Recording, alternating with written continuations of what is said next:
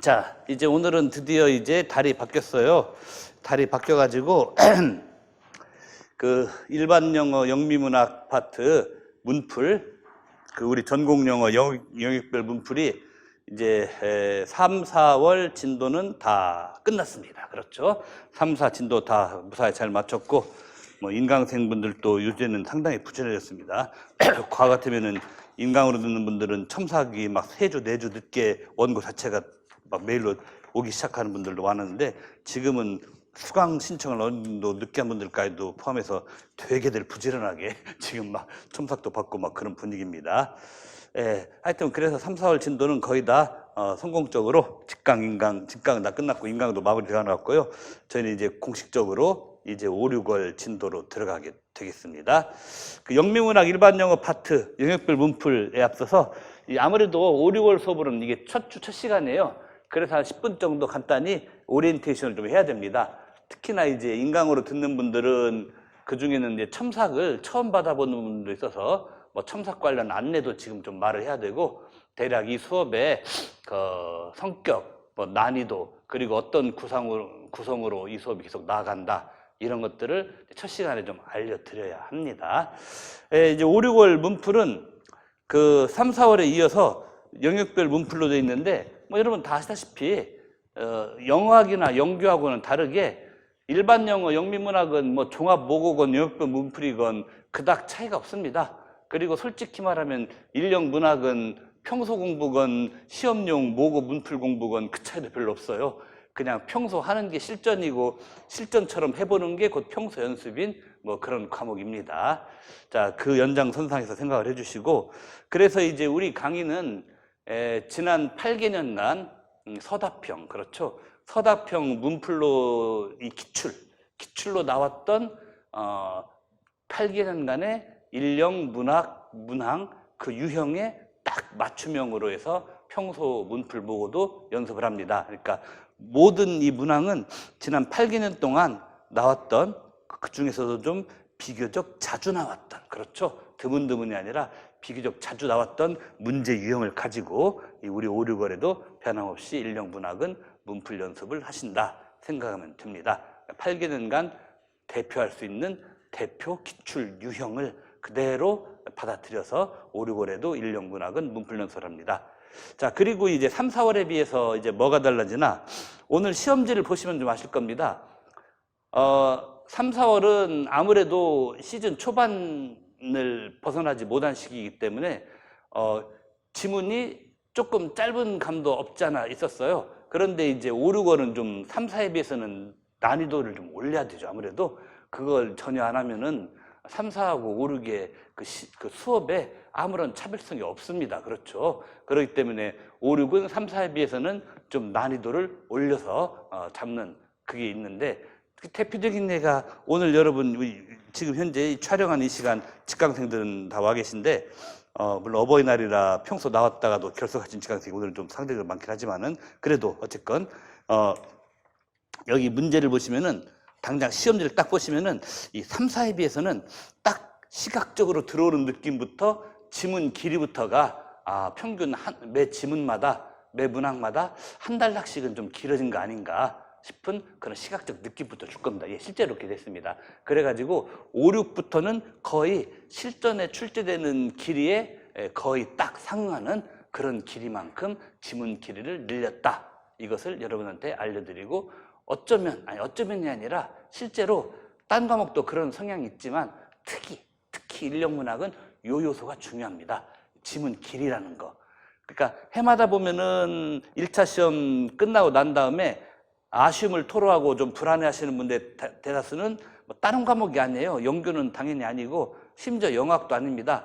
대개는 인력 문학에서 또 점수가 좀 생각보다 많이 나온 거 아닌가, 그 불안감을 갖는 분들이 많은데, 그런 분들 중에 또 적잖수가 금년에도 뭐 A형이건 B형이건 간에 어느 한 유형에서는 그 시간 관리가 다 안 돼가지고 충분히 읽고 제대로 다 풀지 못했고, 그 문제 후반부에서는 급하게 쫓기느라 대충 읽고 막 푸는 것도 있다라는 뭐 그런 얘기하는 수험생들이 해마다 보면 제일 많아요. 진짜 제가 막 오만상을 찌푸려가면서 지금 막 강조해서 말하는데 정말 진심, 레알 제일 많습니다. 올해도 시간 딸려서 인력 문학 제대로 뒤에 문제들 못 읽고 허둥대 풀다가 아무래도 통으로 날아간 것 같아요. 이런 어려움 내지 괴로움을 토로하는 수험생들이 해마다 제일 많습니다. 그래서 우리의 그 1차 시험 통과에 지상과제는 첫째도 둘째도 셋째도 전공시험 끝까지 시간 안 쫓기고 적당히 여유 있는 시간 내에 다 풀어내기. 이게 어쩌면은 1차 통과의 시작이자 끝일 수도 있습니다. 이거 방금 제가 말씀드린 요거 원활하게 되는 분은 그만큼 1차 통과가 손에 이제 거의 딱, 그렇죠, 손에 딱 쥐어지는 이 거리 안으로 들어왔다.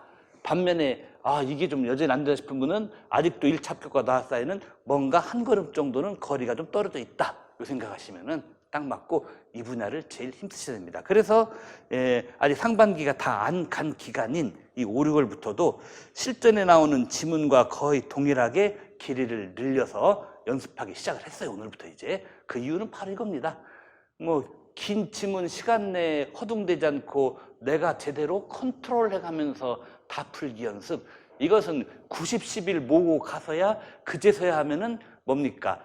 턱도 없이 안 됩니다. 그때는 적어도 풀로 6, 7개월 이상은 완전히 몰입을 해서 연습을 해 주셔야만이 이 문제가 해결이 되는 것이다. 그리고 여러분들 주변에 아는 분들 혹시 계시면은 나는 지금은 뭐 이론 공부 교육학이랑 영어학, 영교, 원서만 좀 보고 문풀은 9월부터 할 거야. 뭐 이런 친구들 또는 7월부터 할 거야. 이런 분들 계실 수 있어요. 충분히 있을 수 있어요. 있는데 근데 그 중에서 만약에 지문 읽고 처리하는 속도 자체가 늦어서 거기에 이제 컴퓨터 인터넷 용어로 버퍼링 걸려가지고 모래시계 떨어지는데도 처리 안 되고 하는 이런 분들이 있으면은 다른 건 몰라도 인력 문학 과목만큼이라도 지금부터 문풀 빨리 하시라고, 그렇게 해야만이 그 고질적인 문제 해결된다고 좀 조언도 좀 이미 수강하신 분들이 좀 친구랑 같이 합격하시기 원하시면은 조언 좀 해주시고, 친구랑 같이 합격하는 거 필요 없고 일단 나부터 되고 봐야 되겠다 생각하신 분들은 말 안 해줘도 되고,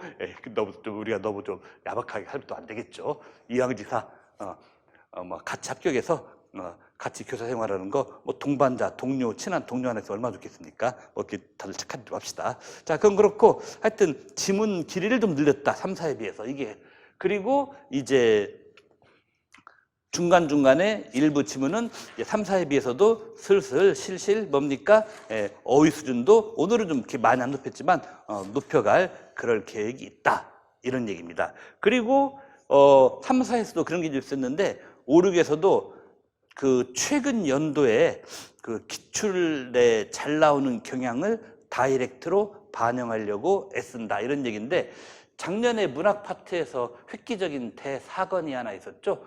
소설도 그렇고 시도 그렇고 전에는 우리 중등 임용에서는 취급도 안 했던 그 아동문학 장르에 속하는 그런 소설, 그 리틀 프린세스, 그러니까 소공녀라고 옮겼던 번역됐던 그거 나왔어요. 그 한 중간쯤 부분에서 어느 빵집에서 있었던 일 에피소드 나왔고, 그다음에 보물섬이라는 그 아동문학 소설의 작가가 쓴 그 요정의 나라라는 거의 동시에 가까운 시가 나왔고, 저희 작년에 수험생들 거의 뒤통수 맞은 느낌이었을 겁니다.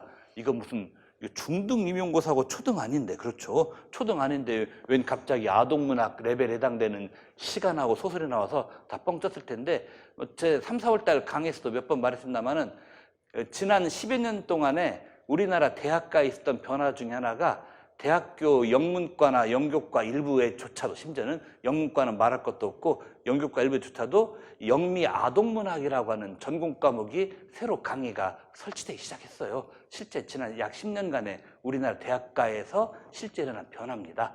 그리고 그런 변화를 이제 말하자면은 어차피 이거 요즘 학생들 다 대학교에서 이 과목 전공 과목 있잖아, 이런 과목 배우고 졸업하잖아 라는 명분이 생겨서 그게 뭐다? 이제 우리 임용에도 이 아동문학 장르도 어느새 영미문학 파트의 출제 범위로 들어오기 시작하는, 우리로서는 별로 안 반가워요. 왜냐하면은 그나마 제일 어려운 영미문학 과목인데 공부할 영역이 하나 좀 늘었습니다.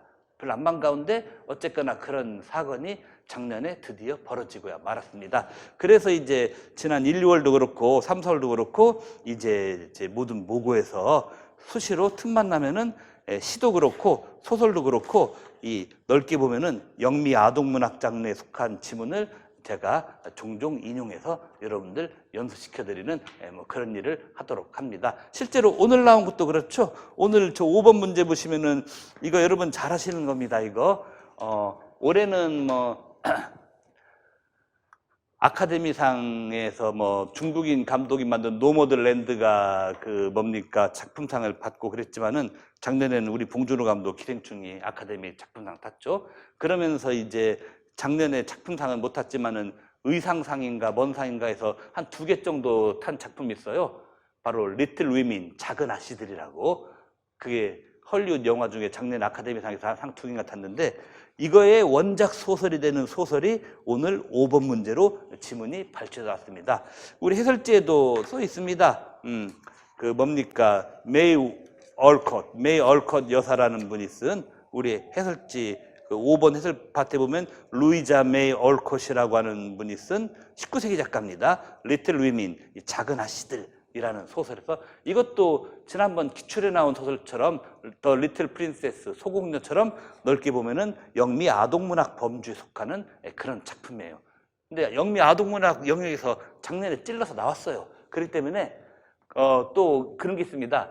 출제상에 한번 변화가 벌어지면은 그 변화가 보통은 한 2, 3년은 가는 경향이 있습니다. 뭐냐면은 2년 전에, 3년 전에 어떤 일이 있었냐면은 영미시에서는 그전에는 거의 손도 안 되던 19세기 여성 시인의 작품이 2년 전, 3년 전에 2년 연장 19세기 후반 여성 시인의 시가 2년 연장 나온 적도 있고 이렇거든요. 이렇게 뭐 영교건, 영어학이건, 영미문학이건 한번 새로운 변화가 기출에서 어느 한 해인가 뿅 하고 나타나면은 그게 그해 사라지지 않고 반복돼서 또 나오는 경향이 분명히 있습니다. 그래서 오늘도 우리가 이런 걸 또 연습을 해보도록 하신다 이런 얘기입니다. 그리고 변함없이 일반 영어에서는 최근 한 2, 3년 동안에 뭐 경제 이런 것도 있지만은 최근 2, 3년 동안에는 과학이라든지 심리 이런 사회문화 이런 쪽 지문, 특히 과학 쪽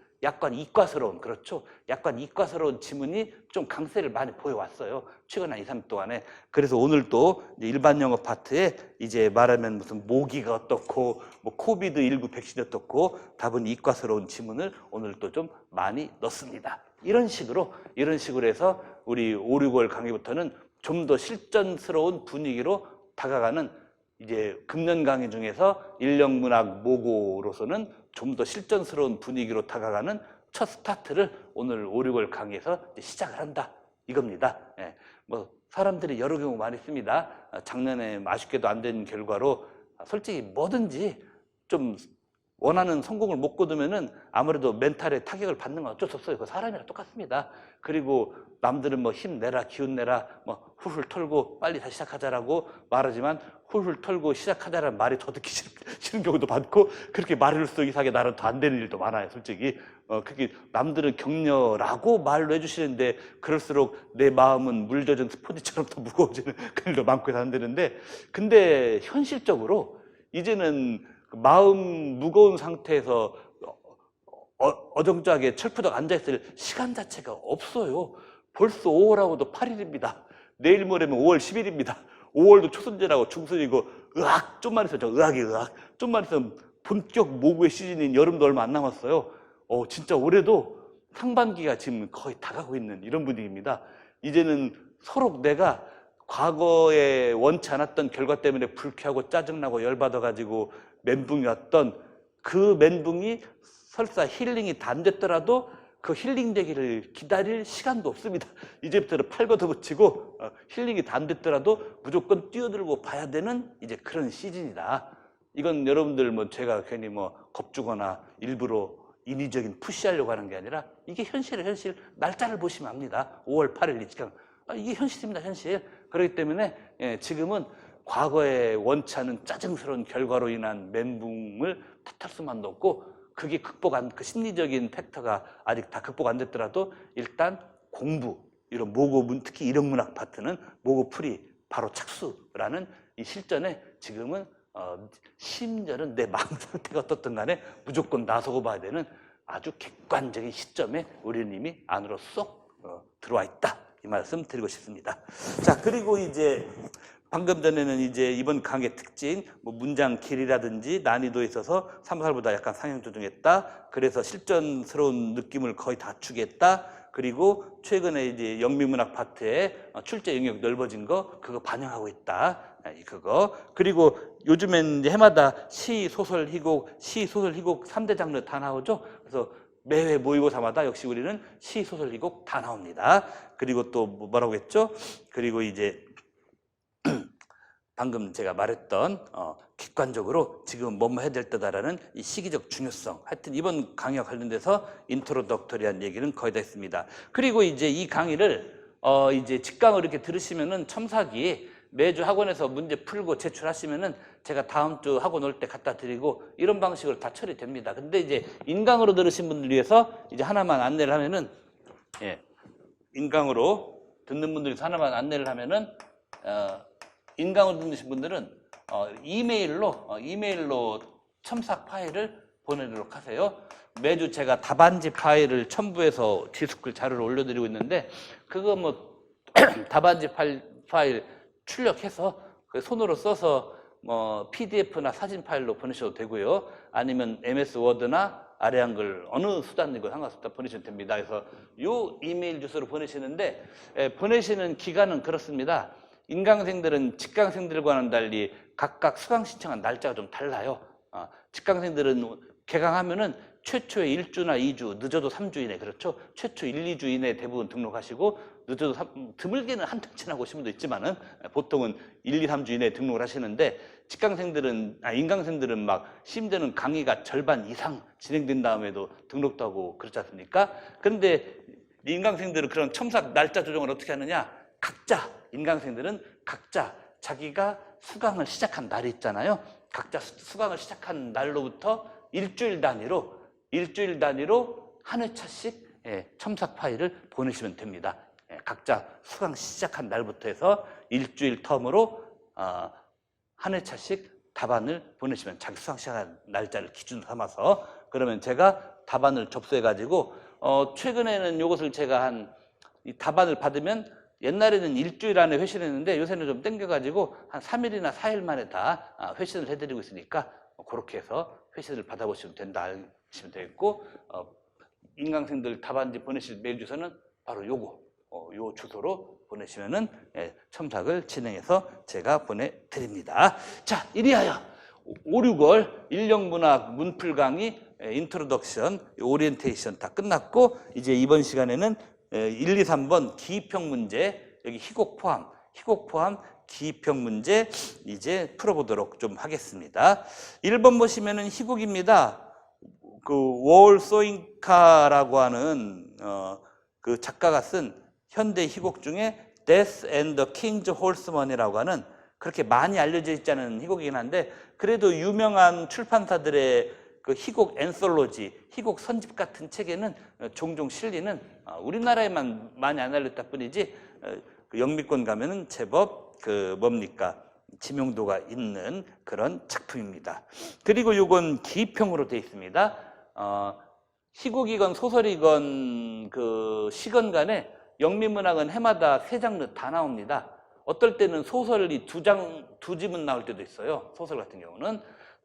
근데 시건 소설이건 희곡이건 간에 뭡니까? 이렇게 기입형으로 나오기도 하고, 또 뭡니까? 서술형으로 나오기도 하고, 기입형으로도 나오고 서술형으로 나오고 두 개가 다 된다라고 우리가 말할 수 있습니다. 기입형, 서술형 다 나오는데, 상대적으로 희곡이 기입형으로 조금 다른 장르에 비해서는 더 자주 기입형으로 나왔던 그런 장르이긴 하다 이런데, 이 기입형이고 기입형 중에서도 커멘터리를 준 다음에 커멘터리 안에 본문으로부터 단어 가져와다가 메꾸는 뭐 그런 거죠. 여기서는 본문에서 연속된 두 단어를 빈칸 한 군데 쓰는 건데 이렇게 커멘터리가 주어진 문학 1형 기입형 문제는 제가 늘 강조합니다만은 커멘터리 먼저 보시라 늘 그런 얘기합니다. 커멘터리 먼저 보시고 그리고 이제 본문에서 커멘터리에 맞는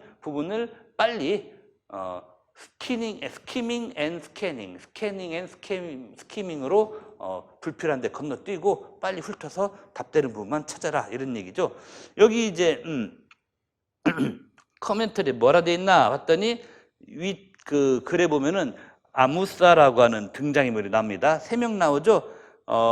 필킹과 제인 있는데 이 두 사람은 부부입니다. 필킹, 제인 이 사람은 부부고 그 다음에 또 하나의 인물로 아무사라고 하는 인물이 나오는데 이 사람이 필킹 씨의 의상을 extremely bad, 아주 나쁜 걸로 지금 간주하고 있다 이거죠. 보면 나와요. 아니 아저씨 왜 옷이 왜 그래요 막 이런 식으로 좀 무서워하고 놀라워하는 듯한 그런 반응을 희곡 본문에서 보입니다. 그는 심지어 이제 이분이란 말이 중요합니다. 이분이란 말은 심지어란 말, 이분은 여러분 문법에도 나오는 얘기지만은 뭔가 강조, 그렇죠? 이분은 뭔가 강조하는 그런 말이에요. 이분은 뭔가 강조하는 말인데 그는 심지어 생각하기를 그런 옷은 빈칸 땡땡의 레프리제이테이션, 표상, 상징 이런 얘기라고 합니다. 그러니까 심지어 빈칸 땡땡의 상징, 심지어 뭐에 상징하면은 그 빈칸 뭐뭐에 해당되는 게 여느 평범한 것이면 안 되겠죠? 왜냐하면 even, 심지어 그렇게 생각한다. 심지어란 말이 있으니까 빈칸 땡땡에 들어갈 말은 뭔가 좀 센 표현, 약간은 좀 익스트림, 극단적일 수도 있는 그런 표현, 뭐 이런 거가 뭐 들어가야 되지 아니하겠느냐 이런 식으로 우리가 말할 수 있겠습니다. 예. 그래서 자 그러시면은 여러분들이 이 본문에 보면은 먼저 이렇게 시작하죠. 필킹 씨가 먼저 말해요. 그 밖에 누구 있나? 뭐 이런 식으로 시작하죠. 그랬더니 제인이 제가 그래모폰을 껐어요. 근데 그래모폰은 여기 단어 힌트 나오듯이 이 레코드 플레이어, 뭐 녹음기, 뭐 축음기 이런 거죠. 예. 내가 녹음기 껐는데요. 소리는 뭔 소리예요? 뭐 이런 식으로.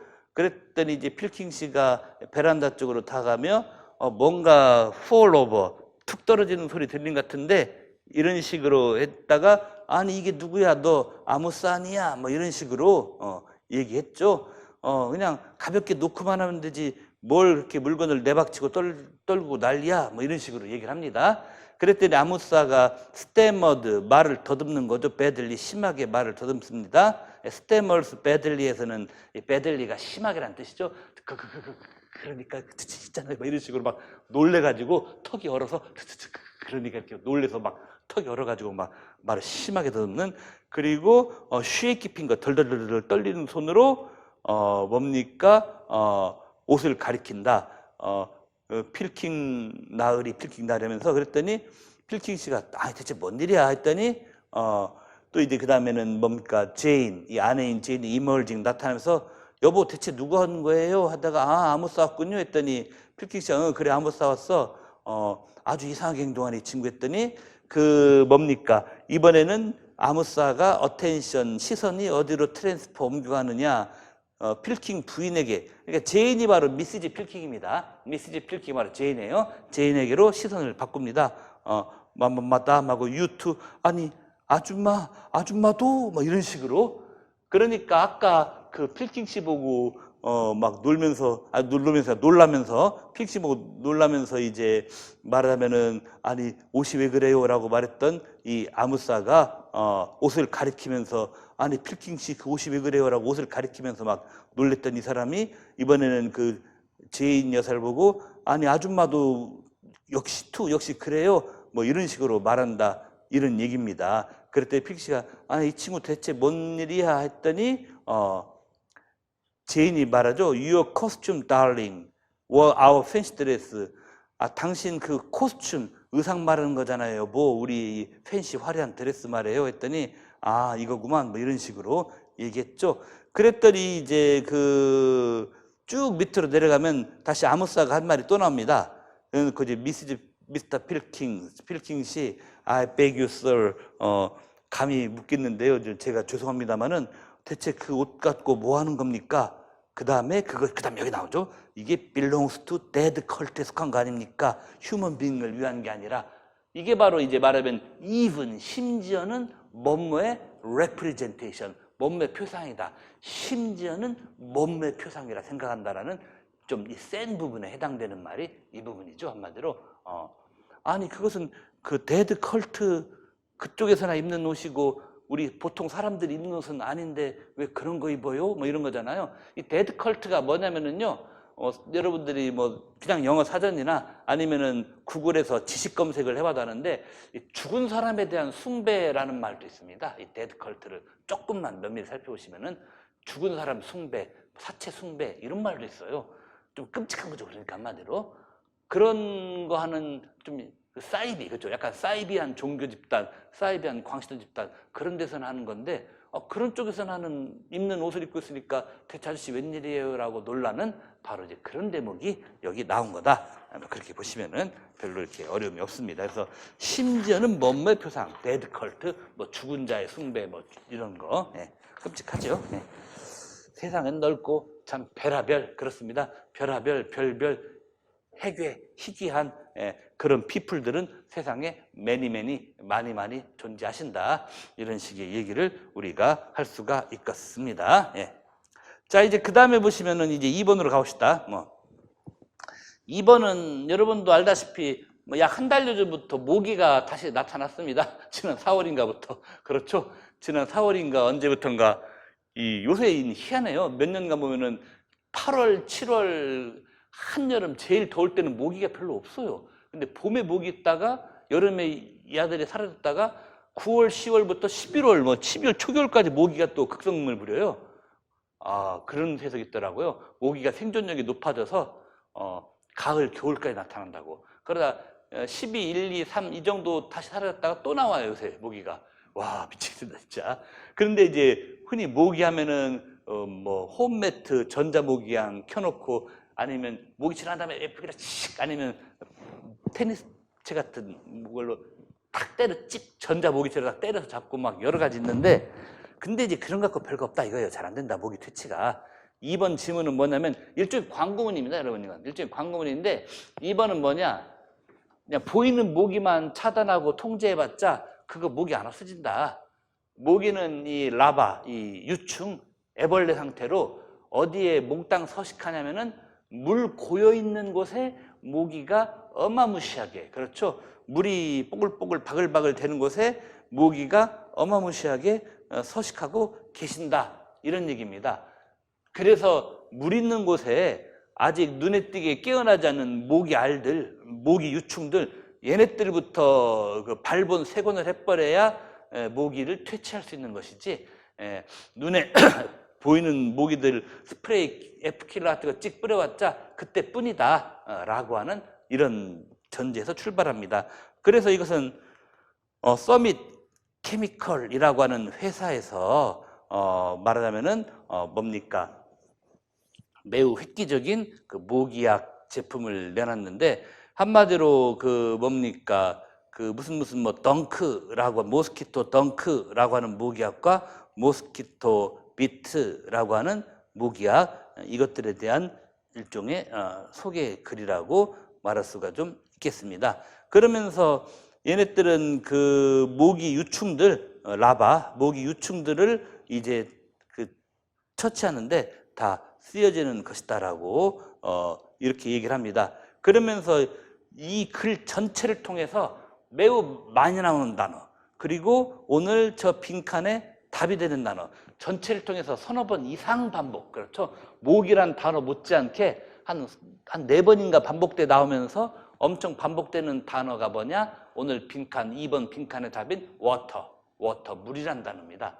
왜 물이란 단어가 왜 나왔냐? 모스키토 라바, 그러니까 모기 유충들이 떼거리로 어디에 서식하냐? 물 있는데 모기들이 알을 까놔가지고 거기다가 자기 모기 유충 키운다 이겁니다. 그래서 이 물에다가 이 뭡니까? 모스키토 덩크나 모스키토 비트 같은 이 모기약을 던져 넣으면은 이것이 물에서 말하면 유충 상태로 서식하고 자라고 있는 모기들을 이 뿌리째 이제 발본 세곤해버리는 그런 역할을 하는 거다. 이 광고를 하려고 쓴 그런 실용적인 영어 지문, 약간 이과적 소재의 지문이기도 한 거죠. 그러면서 둘째 단락에는 모스키토 덩스라는 제품 얘기, 이것도 서밋 케미컬에서 만들었고요.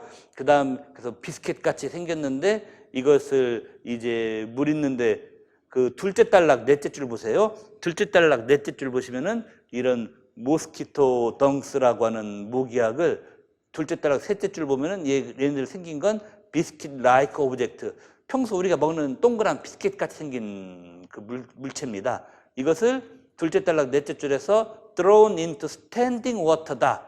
스탠딩 워터가 뭐 서 있는 물 아니에요. 고여 있는 물, 고여 있는 물 이런 얘기입니다. 그렇죠. 물 웅덩이 같이 스탠딩 워터. 스탠드가 차렷 타고 딱 이렇게 그냥 운동장 조회할 때 우리 옛날에 우리 시절에 했나 하여튼 뭐 어디 이렇게 앉지 않고 서 있다 이런 얘기가 아니라 스탠딩 워터란 말은 고여 있는 물, 머물러 있는 물. 되게 흐르는 물에서는 못 살아요. 모기 알들도 모기충도 흐르는 물에서는 다 쉽게도 떨려도 내려가서 유실내 버립니다. 어느 정도 고여 있는 물, 제일 대표적인 게 우리 주택가 도로 중간중간에 보면은 맨홀 뚜껑 열면은 그 밑에 하수구 있지 않습니까? 거기에 모기 알들, 요즘에 그 주택가에서 아파트건 뭐 동네건 간에 맨홀 뚜껑 한번 무겁긴 하지만 한번 열어보시면 모기들이 팍 이렇게 나온 경우도 있어요. 요즘에 벌써. 모기들이 최소한 10몇 마리 이상, 최소한 몇 바글바글 돼 벌써. 왜냐면 그 고인물 있잖아요. 고인물.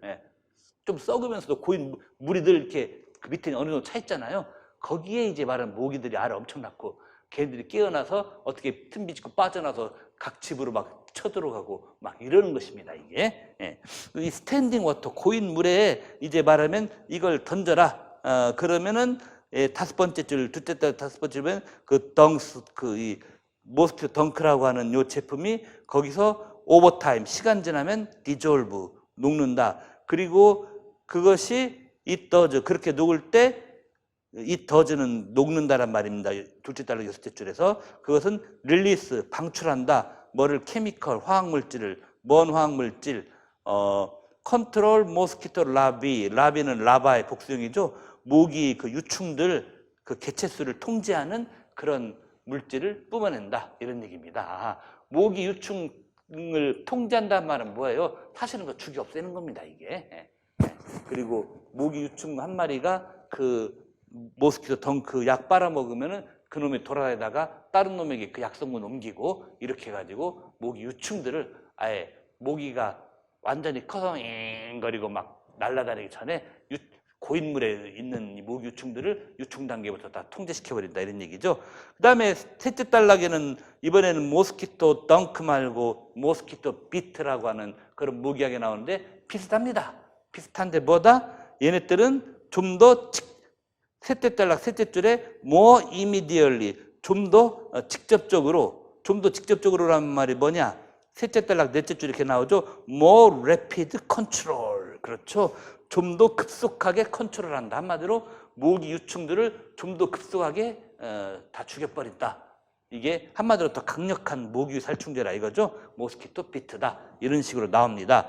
그러면서 이제 넷째 단락 가서 모스키토 덩크나 비트나 전부 다 똑같은 인그레디언트 성분으로 만들어져 있고 그것들은 work similarly 유사한 작용을 한다. 그래서 여러분들이 그것을 어디다가 던져놓을 수 있다. 그러면 그것들이 플로트 떠다니고 녹는다.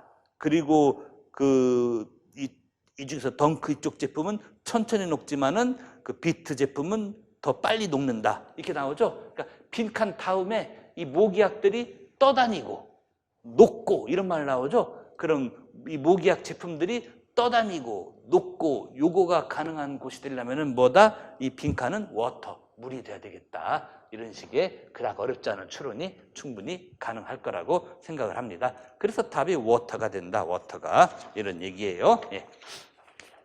그 다음에 이제 3번을 보겠습니다. 3번을 보시면은 이것은 문화에 관한 글이죠. 역사, 문화 뭐 이런 겁니다. 역사, 문화, 신화 이런 거죠.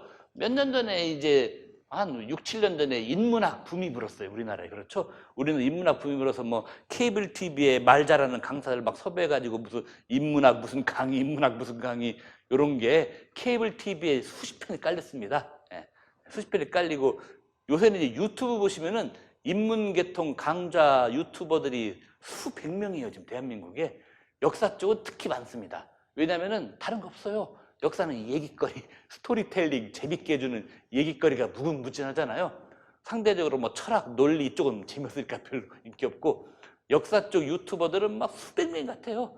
어떤 사람은 그런 역사 유튜버 뭐 정기 구독자가 10만 단위, 30만 단위 넘어가는 그런 사람도 있으시고, 막 노량진 일대 뭐 경찰학원 이런 데서 한국사 강의했던 강사들도 그런 거, 저쪽 경찰 쪽에 황영필 강사가 그 사람 유명하죠, 그 사람.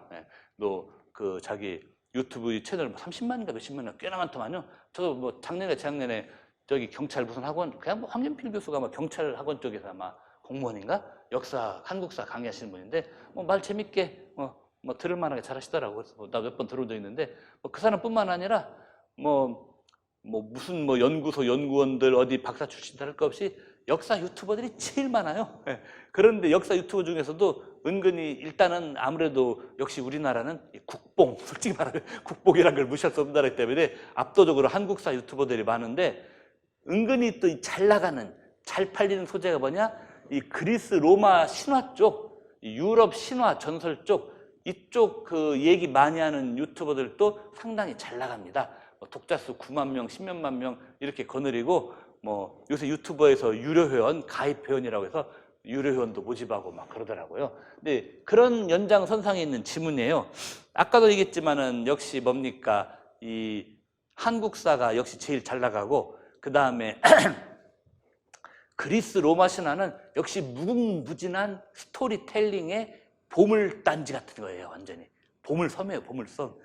뭐 얘기할 거리 무지 많아요. 무슨 뭐 헤라클레스의 12가지 시련 뭐 어쩌고 저쩌고 뭐, 그리고 오늘 나오는 이 트로이 전쟁 얘기, 아킬레스 얘기 나오잖아요. 트로이 전쟁, 뭐 트로이 목마, 오디세우스의 뭐 항해 뭐 이런 것들 진짜 그냥 들어도 재밌는 이 스토리텔링 거리들 아닙니까? 이건데 오늘은 그 중에서 우리가 영어 표현에서도 the Achilles heel 해가지고 아킬레스 건이라는 게 있죠. 이거 여러분들 다 잘 아시는 겁니다. 여기 이제 말하자면은 우리가 잘하는 말로 아킬레스 건은 그 누구에겐가 치명적인 약점, 그렇죠? 그 어떤 사람에게 치명적인 약점을 저건 저 사람의 아킬레스 건이야, 뭐 이런 식으로 우리 많이 얘기하잖아요. 바로 그거에 대한 건데, 그게 어디서 나온 거냐? 이제 그 첫 단락 봤더니 일리아드와 오디세이에 나오는 메인 캐릭터 주인공 아킬레스의 죽음과 관련된 표현이더라. 그런데 이제 오늘 이 지문의 특성이 뭐냐? 아킬레스 건에 관한 얘기가 버전이 여러 가지다, 이런 얘기예요. 역사적으로, 문화 인류학적으로, 역사적으로, 또는 신화학, 문학적으로 봤을 때 아킬레스 건 이야기는, 아킬레스 죽음 얘기는 버전이 참 많아요.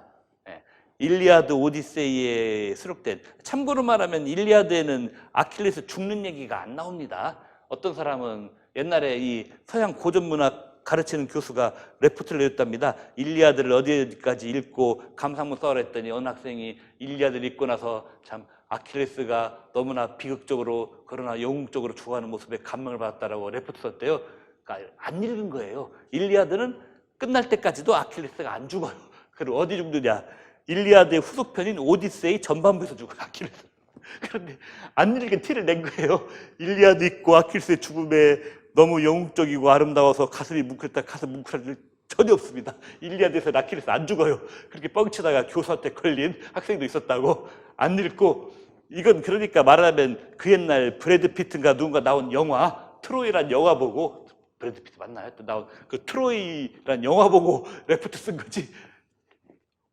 책 안 읽고 쓴 거예요. 오디세이에서 죽습니다. 하여튼 이 작품들에서 이제 아킬레스가 죽는데, 이 두 작품 말고도 그리스 로마 신화가 엄청 많이 퍼져 있지 않습니까? 그래서 여러 버전에서 이 아킬레스 건, 아킬레스 죽음 얘기는 참으로 다채롭게 묘사되고 있다. 자, 그런데 이 지문이 길어요. 여러분, 이 3번 정도 지문이면은 우리 실전 기출 문제에서도 지문이 가장 길은 축에 속합니다. 그리고 때로는 이 정도 길이인데도 오늘 우리 3번 문제처럼 서술 아닌 기병으로 때린 적도 없지 않아 있습니다. 이 정도 길인데도 서술형으로 처리 안 하고 기평으로 내버리고 끝내버린 그런 좀 어마무시한 기출도 없지 않아 있어요. 이럴 때일수록 뭡니까? 우리는 본문을 다 읽고 해석하려고 하기보다는 저 뒤에 이 커멘터리에 빈칸 기입하는 거잖아요. 그런 커멘터리 자체를 읽어주시고 이 본문으로 다시 건너와야 된다. 늘 이것을 습관화, 즉 커멘터리 주어진 기입표현보다 커멘터리 먼저 잘 살피시고 커멘터리의 방향에 맞게 본문은 스키밍 앤 스캐닝으로 철저하게 상대해 주신다. 이건 우리 완전히 체질화되어 있어야 돼요. 그래서 이 커멘터리 뭐라 되어 있습니까? 여기 보면 페리스라는 인물이 나오죠. 페리스라는 인물은 그 아킬레스의 죽음과 관한 몇몇 버전, 아킬레스의 전설 신화가 여러 버전이 있습니다. 여러 버전에서 페리스는 부정적으로 묘사된다. 부정적으로. 네, 부정적으로. 예를 들어서 그는 비겁하게 죽였다고 알려져 있다. 아킬레스를 언더커버, 몰래 숨은 상태에서. 그런가 하면 어떤 견해냐면 그가 영웅이 못 된다라고 어떤 영웅, 아킬레스를 죽일 만한 영웅 깜냥이 못 된다라고 하는 그런 버전도 견해도 있다. 이러한 견해들은 다 이제 페리스를 부정적으로 폄하하는 것들이죠. 이런 것들은 다 프리서포즈, 전제한다. 뭐냐?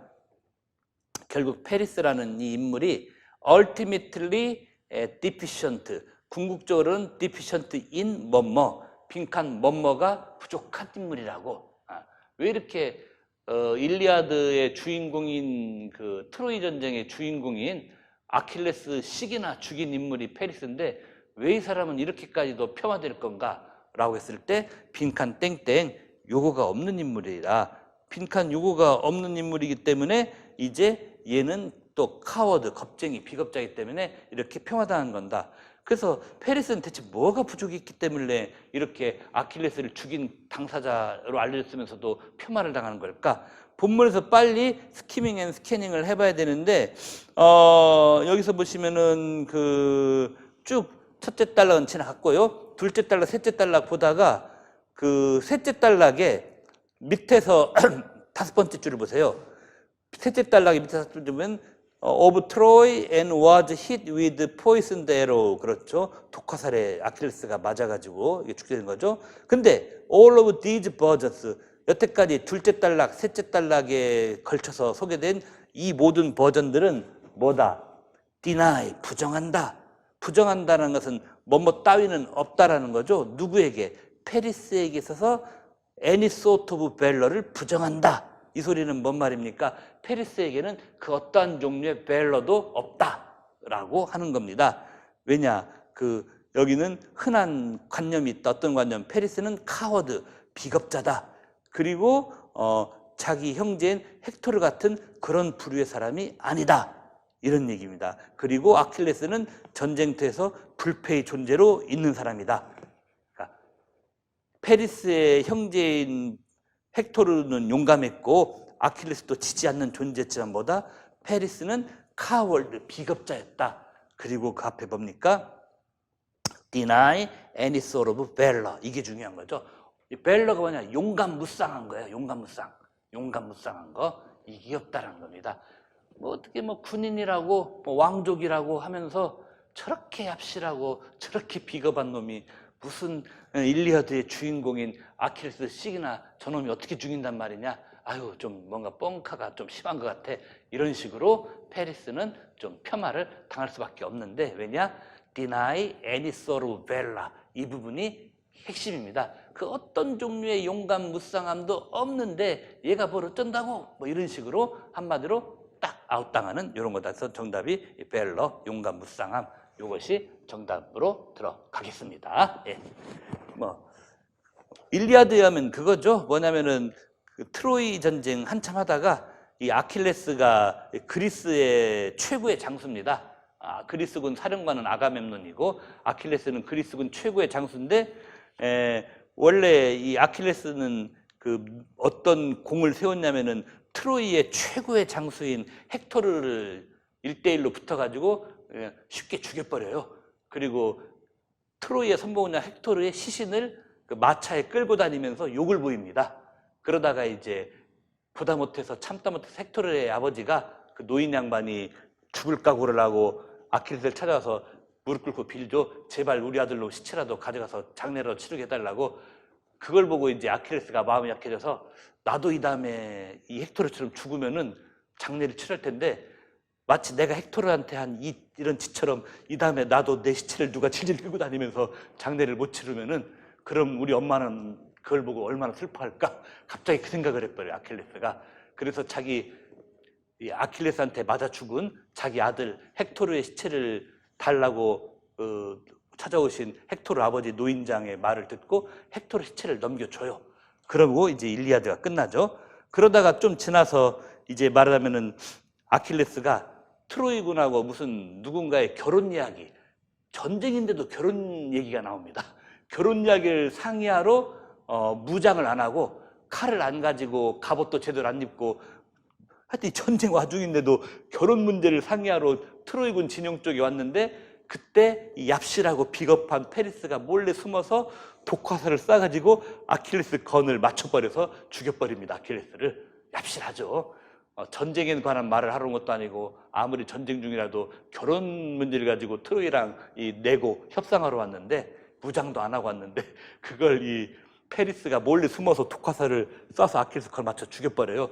그래서 이제 이 페리스는 뭐다? 본문에 있는 것처럼 카월드, 비겁자라고 찍힌 거죠. 그리고 뭐다? deny any sort of valor, 그 어떠한 종류의 용감함도 없는 찌질하고 비겁한 놈, 무장도 안 한 상대방을 몰래 숨어서 쏴 죽인 놈, 이런 식으로 누굽니까? 페리스가 폄하가 되었다, 뭐 이런 얘기죠.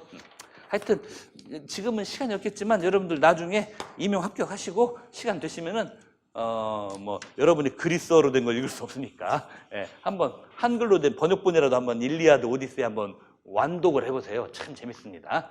자, 이렇게 해서 오늘 우리가 일령문학 5, 6월 달 1주차 첫 시간을 마치고요.